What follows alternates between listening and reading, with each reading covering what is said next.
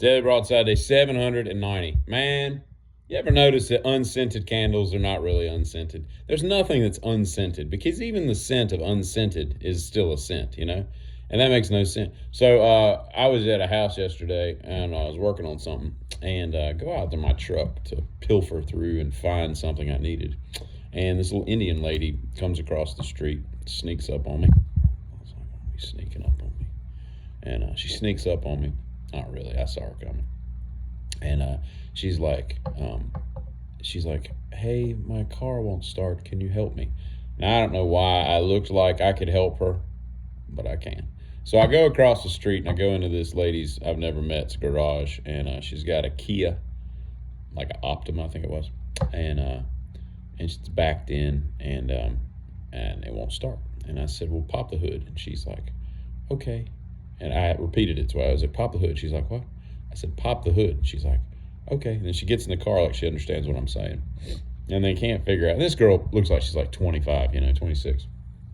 And she can't figure out how to pop the hood. She gets back out.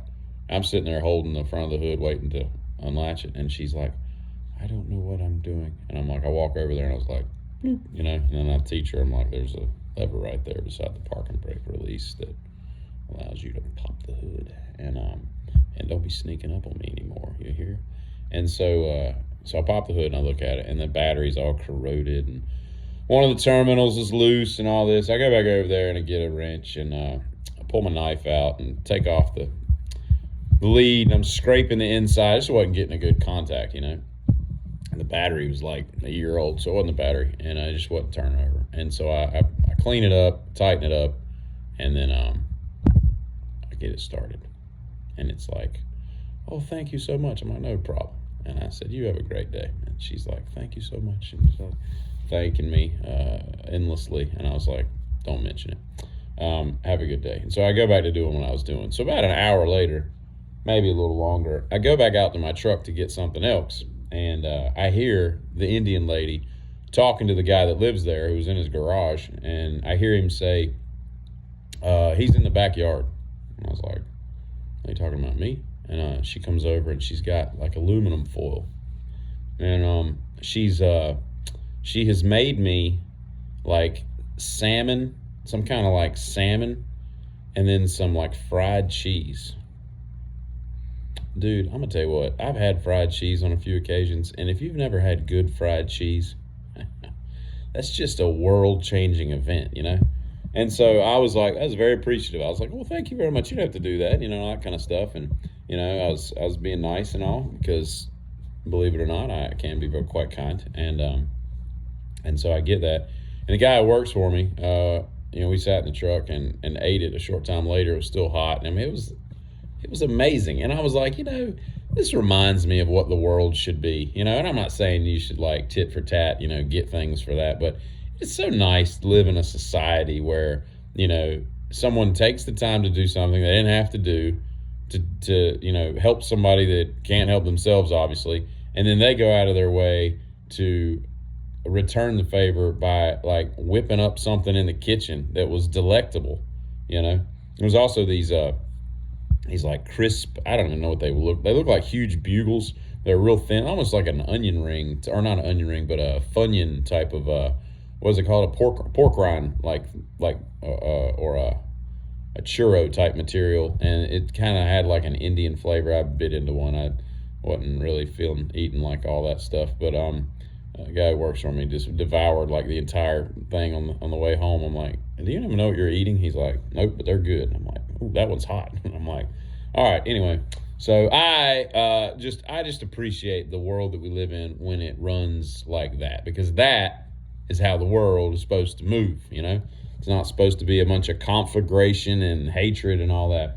And there's factions of the earth that you should hate, don't get me wrong, because they're just born evil. But it should be few and far between, you know what I mean? I am in the midst of following a girl named Sophia who recently got ghosted by her long-term boyfriend, best I can tell.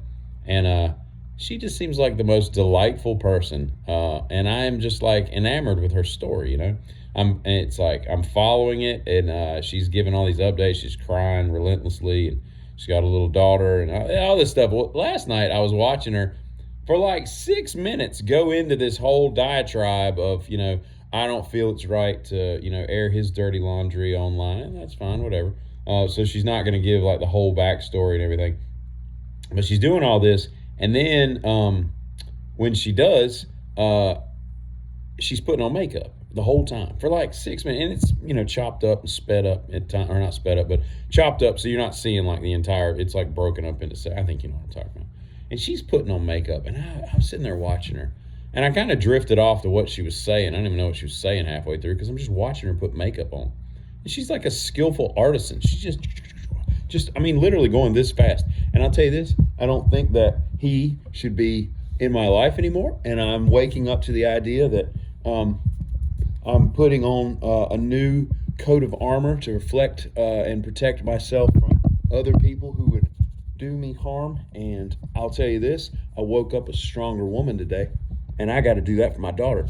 And if I don't do that for my daughter, nobody's going to show her. And she's doing this and I'm sitting there going, I've been with a lot of women in a bathroom, watching them get ready or getting ready while they're getting ready or whatever. And I said, I don't think I've ever really paid attention to what you freaks do to your faces. Like, there must have been 19 layers of different product that she put on. And I don't know how you keep the order. I don't know how you know how to blend all those colors, because she completely changed her entire face. I mean, she wasn't ugly by any chance. And I mean, she wasn't like, it didn't turn her into like a beauty. She was already pretty, but it completely changed her face. You know what I mean? She had like rosy hair, and then it blended into a lower tone of, I don't know where y'all learned to do that, because I don't remember my mom ever giving my sister any lessons on makeup. They must have done it when I was out of town or in school or something. She like got her out of school just to teach her makeup. We can't let the boys know what we do. But I'm just saying, I just found it amazing that y'all can do that.